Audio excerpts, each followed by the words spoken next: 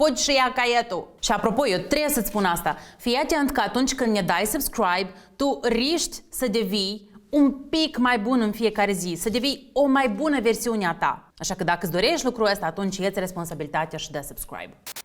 Hello, fantastic people! Eu sunt Rita de la Fantastic English și în acest video vom vorbi despre încă 5 cuvinte de legătură în engleză. Let's go!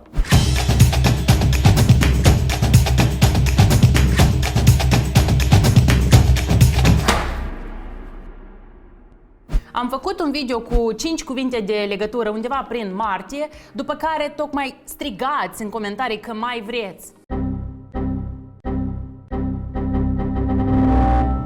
Serios, ați lăsat peste 700 de comentarii pe Facebook și încă vreo 700 pe YouTube, de aceea am decis să vă îndeplinesc dorința și să vorbim încă despre 5 cuvinte tot de legătură, tot avansate, tot în engleză. De ce ai nevoie de ele? I have no clue. Pentru ca să nu ai un limbaj rudimentar în engleză, ca să legi ideile în propoziții nu doar folosind and, so, but, then, deci cele mai simple conjuncții, dar ceva mai avansat. Apropo, cuvintele despre care vom vorbi în acest video sunt de dificultate medie spre avansată, B1, B2. Dar dacă ești începător, asta nu înseamnă că nu ai nevoie de aceste cuvinte. Mai mult ca atât, s-ar putea să-ți prindă tare bine ca să-ți diversifici vocabularul. De aceea, îți recomand să-ți iei un caiețel și un pic și neapărat să le notezi. Plus, pe parcurs eu îți voi da întrebări, te voi testa și la sigur vei avea nevoie de acel caiețel. Fugi și ia caietul! Run.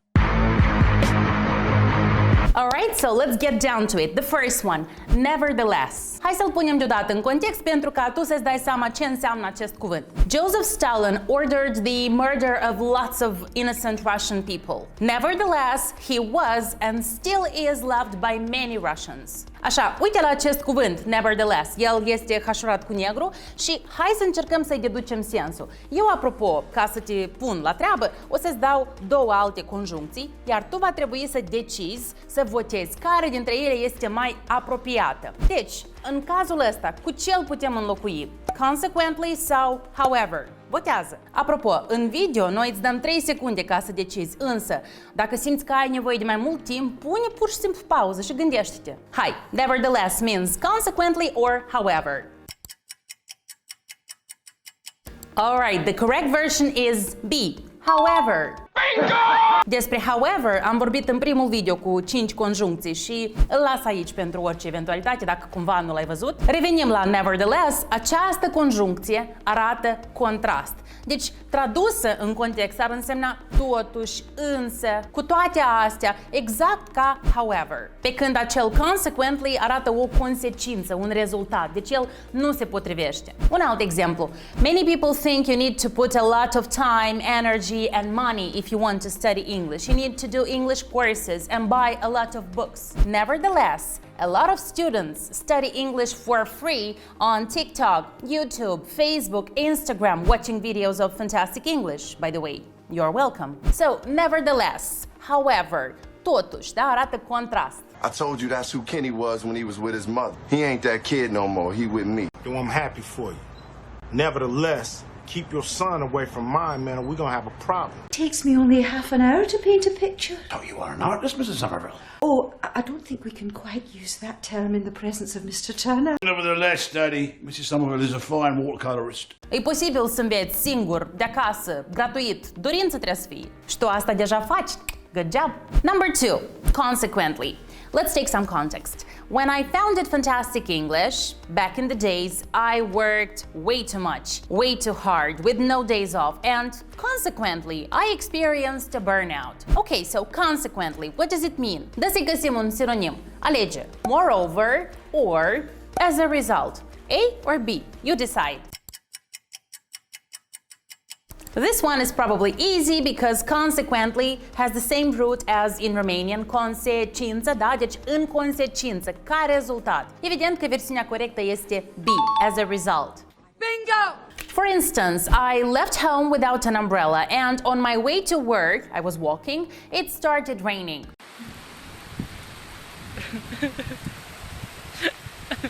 Cu alte cuvinte, luna iunie în Moldova, ies din casă, e cald și bine, merg o oră, mă prinde ploaia. După cum vedeți, încă nu ne-am luat umbrelă și nici culeșeală n-am. I couldn't find a cab taxi, cab, taxi, sinonime. Consequently, I got wet. This is what actually happened to me today. M-a prins ploaia. Deci, consequently, prin urmare sau deci, în rezultat, în consecință, cum vreți voi. She is not here, and consequently, she can say nothing. Young people today are bombarded with so much information, so much input of every kind. Consequently, true adulthood is delayed. I think we'd all appreciate it if you would just let me have 3 minutes with her alone. Consequently, I'd like you to clear the area. Simt că pot să vă mai dau aici un cuvânt, nu wet, dar soaked. This is what happened for real. Soaked. Soaked înseamnă ud până la carne, până la oasă, nici nu știu cum să exprim asta în română, deci udă leoarcă. My head's buzzing and I'm soaked, but otherwise I'm fine. Take umbrellas or check the weather before you do get out. Moving on, in number 3 we have this word, indeed. Very beautiful. Indeed. Let me give you some context. Nu știu câți dintre voi cunosc lucrul ăsta, însă noi ne-am mutat la o casă nouă, de prin toamna anului 2020. Însă, casa noastră nouă a fost cândva un hotel, respectiv noi, consequently, we're repairing it, deci noi reparăm această nouă clădire pentru ca să corespundă cerințelor unei școli de engleză, da, fizice. And the example, when we started the repair works, I expected them to take longer. And indeed, they are taking more than a year. Hai să ne mai uităm o dată la acest exemplu, da? Că am vorbit, ca de obicei, prea mult. So, I expected the repair works to take longer. Indeed, they are taking more than a year. Ce înseamnă indeed? Let's vote. Really or certainly or B. However. A or B? Uite, atent și decide. If you chose A, then you are correct, indeed. I'm the best. Deci, într-adevăr, ai dreptate. This word, indeed, is used to show emphasis. Emphasis, accentuăm ceva, un adevăr. Uite, chiar așa s-a întâmplat. Și poți să memorezi traducerea dată. Chiar. Indeed ar mai putea însemna adevărat sau cu adevărat. Like, if you're watching this video and take notes, then indeed you'll improve your English. I can guarantee that. Cu adevărat, chiar să se întâmple. Garantez. Pun mâna în foc. Ouch. I'm joking. I guarantee that. Indeed. We know that police have indeed identified our bags using marked bills. Mr. Zero Mustafa was, at one time, the richest man in Dubrovka and was still indeed the owner of the Grand Budapest. A lot can happen in a town that takes to fire 2 shots. Indeed. That's why I'm not asking you to fire 3. Și dacă ai deja engleză intermediară, atunci nu scrie traducerile, ci sinonime pentru indeed, ceea ce ar fi really, certainly, truly, without a doubt, undoubtedly. Uitați-vă ce cuvânt frumos. Let's take a second and pronounce this word. Undoubtedly. Undoubtedly. B acolo, nu se aude. Undoubtedly. Beautiful. Let's move on with number 4. Hence. Hence. Aici vă dau un exemplu foarte scurt. It's raining outside, hence my wet hair. It's super simple, so please decide the correct synonym for that. Hence could mean therefore or furthermore. Furthermore e apropo din precedentul video, unde deja am vorbit despre el. Dacă nu l-ai privit, du și-l privește. So, what does this word mean? Hence, therefore or furthermore. Decide. Okay, so what did you choose? A? Are you sure? How dare you? How dare you choose A? Yes, it's correct. Vreau să greșiți. I'm playing with you. So, the word hence means arată un rezultat. Deci, therefore ar fi, R. În română e R, nu R, Rita. Uită o leacă de engleză. Ar arăta rezultat. Deci, sinonime ar fi therefore, as a consequence. Putem lua aici și thus, tot din precedentul video. Deci, arată un rezultat. Result. Write this down. It shows a result. Nobody told me to try and save the planet. I wanted to. Climate change research, lobbying, years of study, billions of dollars, and you know why I quit? Because the last time I checked, the planet was still hence my epiphany. Money won't solve this. Okay, well, sometimes when I get upset, I have been known to blow up. Hence the name. Everything's getting all messed up, you know? Emily won't let Ross see Rachel. We're not going to stop seeing Rachel. Hence, Ross, stop seeing us. A lot of you tell me that your videos help you a lot to improve your English, hence I keep making them, and I will. Okie dokie, dear student, we have one more word, this one, besides. Besides, și apropo, tare important, besides, nu beside, pentru că dacă îl scriem fără S, cuvântul ăsta beside este doar prepoziție și înseamnă pe lângă. For example, I have George beside me and I have the elephant beside me. I'm living in a crazy world surrounded by plants and elephants and shooting these videos alone. So be attentive, we're talking about besides. Let's take the context.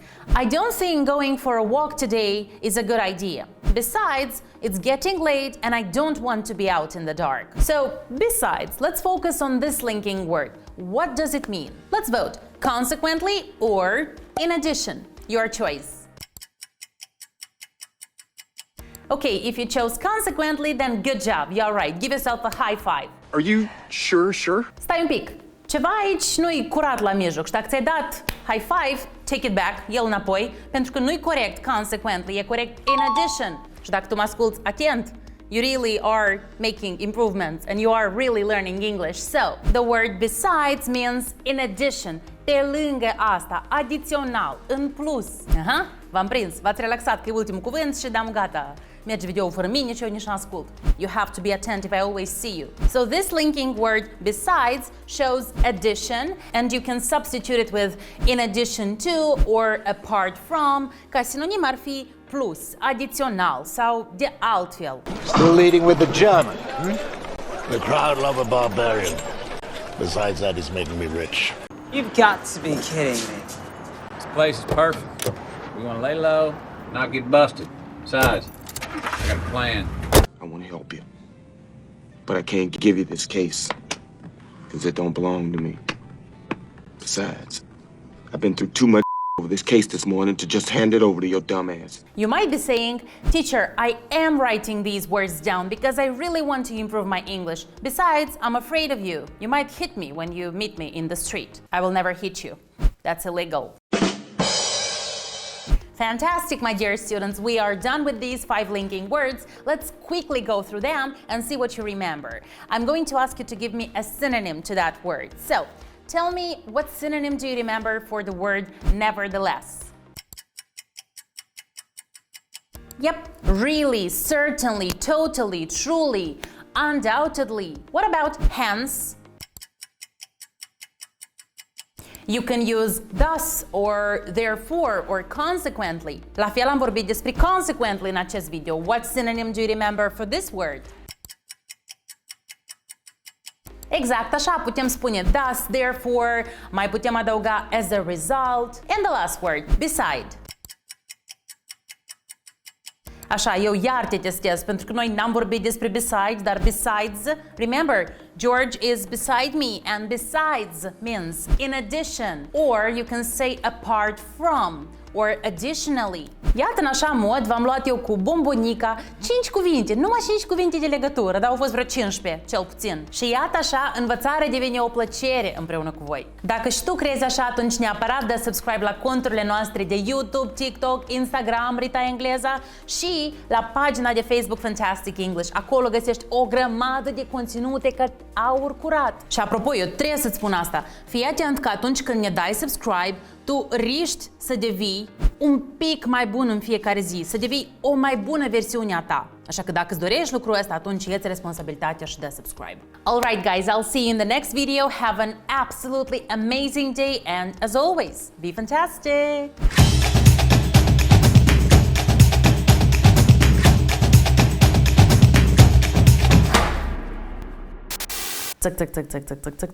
Alright guys, I'll see you in the next videos. Have an Alright guys, Alright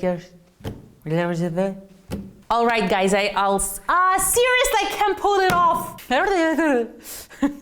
C2, am trecut examen la C2 la engleză și nu pot să zic alright guys, I'll see you in the next video.